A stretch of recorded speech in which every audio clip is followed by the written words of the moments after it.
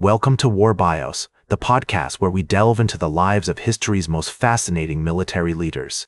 Today, we're going to explore the life of Erwin Rommel, the legendary German field marshal who earned the respect of his enemies and the admiration of his peers. Rommel's story is one of strategic brilliance, tactical innovation, and a complex moral character that continues to intrigue historians and military enthusiasts alike. Born on November 15, 1891 in Heidenheim, Kingdom of Württemberg, German Empire, Erwin Rommel was the third of four children to Erwin Rommel Sr. and Helene von Lust. His father was a schoolteacher and a strict disciplinarian who valued education and hard work. Young Erwin's childhood was marked by a strong sense of duty, discipline, and a love for the outdoors. The family's modest home, nestled in the heart of southern Germany, was surrounded by rolling hills and dense forests that would later inspire Rommel's passion for hiking and exploration. As a child, Rommel spent countless hours exploring these woods, developing a keen eye for terrain and a deep appreciation for the natural world. Growing up in the late 19th and early 20th centuries, Rommel was influenced by the prevailing militarism of the time. His father, a veteran of the Franco-Prussian War, regaled his children with stories of military valor and sacrifice. These tales sparked Erwin's imagination and instilled in him a sense of patriotism and duty to serve his country. As a young boy, Rommel was fascinated by the stories of Frederick the Great and Otto von Bismarck, who had unified Germany through military strength and strategic diplomacy. He spent hours poring over maps, studying the battles of the past, and dreaming of the day when he could lead his own troops into combat.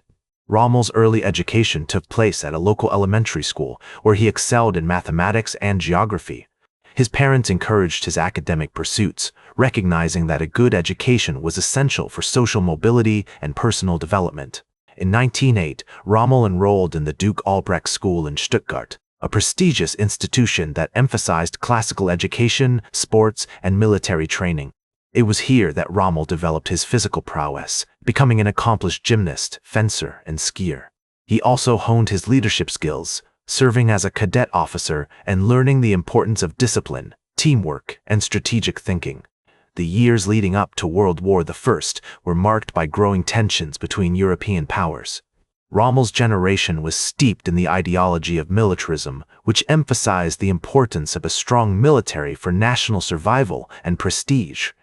As a young cadet, Rommel was exposed to the writings of Karl von Clausewitz, the renowned Prussian strategist who argued that war was an extension of politics by other means. These ideas would later shape Rommel's approach to warfare, as he sought to balance strategic objectives with the harsh realities of combat. Rommel's fascination with Clausewitz's theories led him to study the great military leaders of history, from Hannibal to Napoleon, and to analyze their campaigns with a critical eye. In 1910, at the age of 19, Rommel enlisted in the Imperial German Army, following in the footsteps of his father and older brother. He was assigned to the 104th Infantry Regiment, where he underwent rigorous training in marksmanship, tactics, and leadership. Rommel's natural aptitude for military life, combined with his academic background and athletic ability, quickly set him apart as a promising young officer. As he navigated the challenges of military training, Rommel began to develop the skills and character traits that would define his future as one of the most revered commanders in history. Rommel's early years in the army were marked by intense physical and mental training. He rose through the ranks quickly, earning a commission as a lieutenant in 1912. As he gained experience, Rommel became known for his bravery, tactical acumen, and unwavering commitment to his troops. He was a natural leader, able to inspire loyalty and confidence in those around him. Despite the strict discipline and harsh conditions of military life, Rommel thrived in this environment, driven by a sense of duty and a desire to serve his country. As the storm clouds of World War I gathered, Rommel's regiment was mobilized for combat. In August 1914, he marched into France with the German army, eager to prove himself on the battlefield. The war would be a crucible for Rommel, testing his courage, his wits, and his leadership abilities in ways he could never have imagined. As the Great War unfolded like a maelstrom, Rommel's regiment was deployed to the Western Front, where he quickly distinguished himself in combat, his name becoming synonymous with bravery and tactical brilliance. On September 24, 1914, during the Battle of the Marne, Rommel led a daring raid on a French position, capturing several enemy soldiers and earning his first Iron Cross for bravery. The early morning mist still clung to the battle-scarred landscape as Rommel's men moved stealthily through the trenches, their bayonets glinting in the faint light of dawn.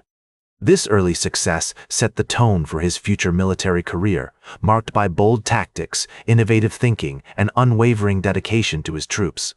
He witnessed firsthand the brutal realities of trench warfare, where the stench of death and decay hung heavy in the air, and the importance of adaptability and initiative on the battlefield, where split-second decisions could mean the difference between life and death. The need for effective leadership to inspire and motivate troops in the face of overwhelming adversity was also starkly evident, as Rommel saw how a commander's words and actions could steel his men for the unimaginable horrors that lay ahead. In 1915, Rommel's unit was transferred to the Italian front, where he saw action in the Dolomite Mountains, a rugged and unforgiving terrain that would test even the most seasoned warriors. On November 29, 1916, during the Battle of Mount Ortegara, Rommel led a small group of soldiers in a daring assault on an Italian position, capturing key terrain and holding it against fierce counterattacks. The sound of gunfire echoed off the mountain walls as Rommel's men fought valiantly, their movements swift and decisive like a well-oiled machine. This exploit earned him the Pour le Mérite, one of Germany's highest military honors, and cemented his reputation as a fearless and brilliant commander. As we explore Rommel's psychological landscape, it becomes apparent that his experiences during World War I had a profound impact on his mental and emotional development.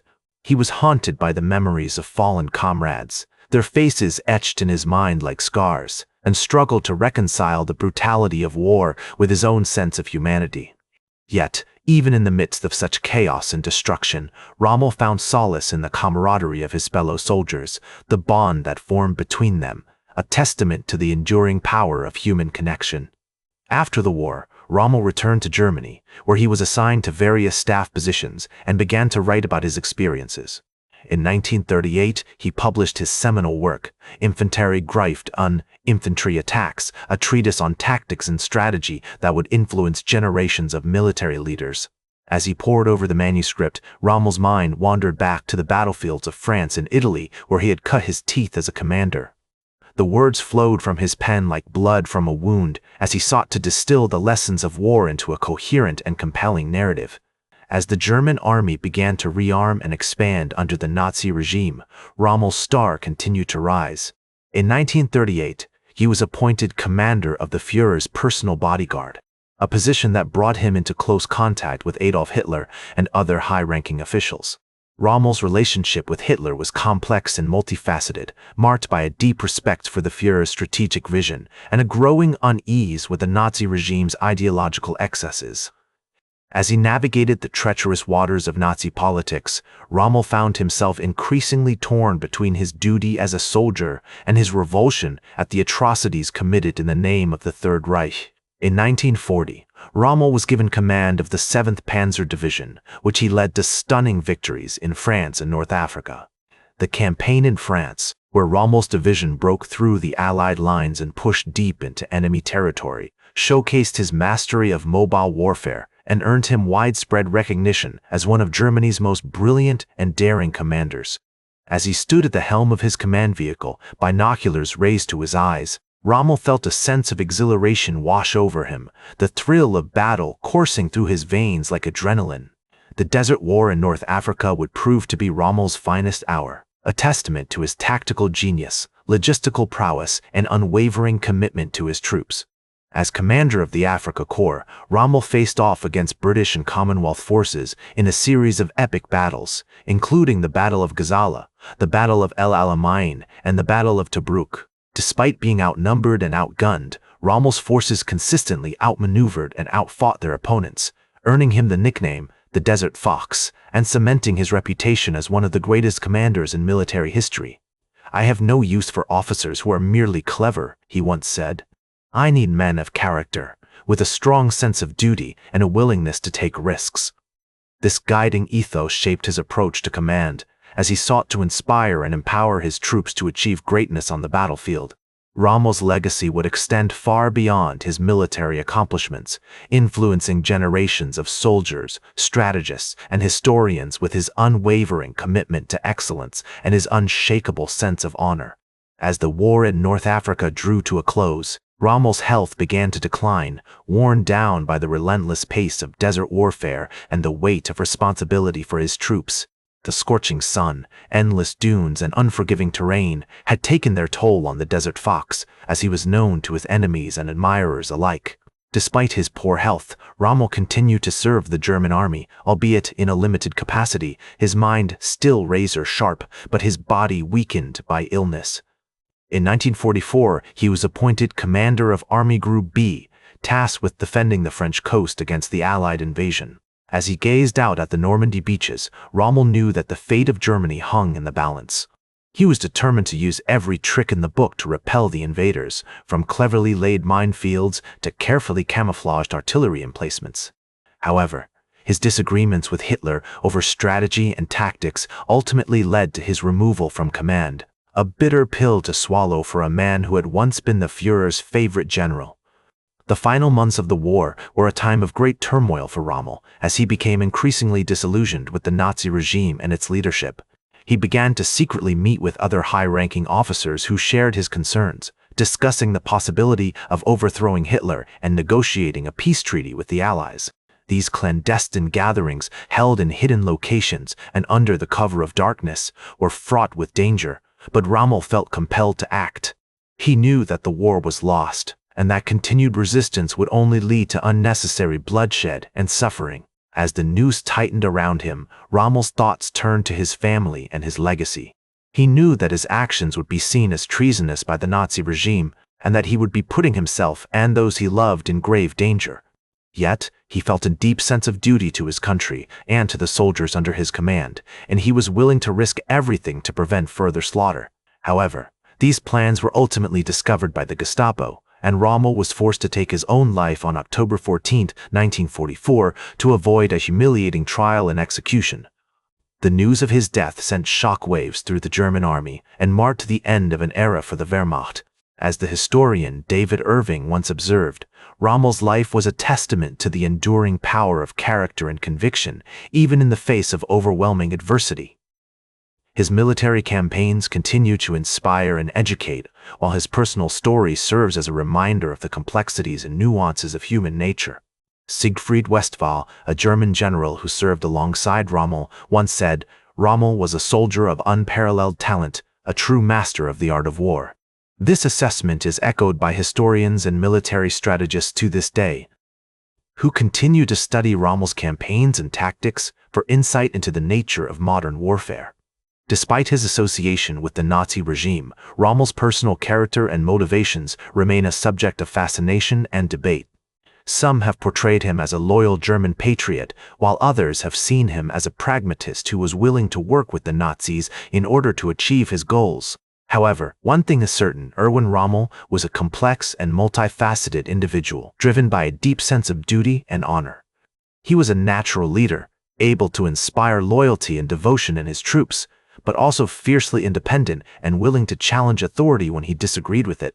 His legacy is a reminder that true greatness is not measured by victory or defeat, but by the courage, honor, and integrity with which we face the challenges of life. In the end, Rommel's legacy extends far beyond his military accomplishments, speaking to fundamental questions about leadership, duty, and the human condition. As the German army surrendered and the war drew to a close, Rommel's story became a symbol of the tragic consequences of unchecked ambition and the devastating cost of war.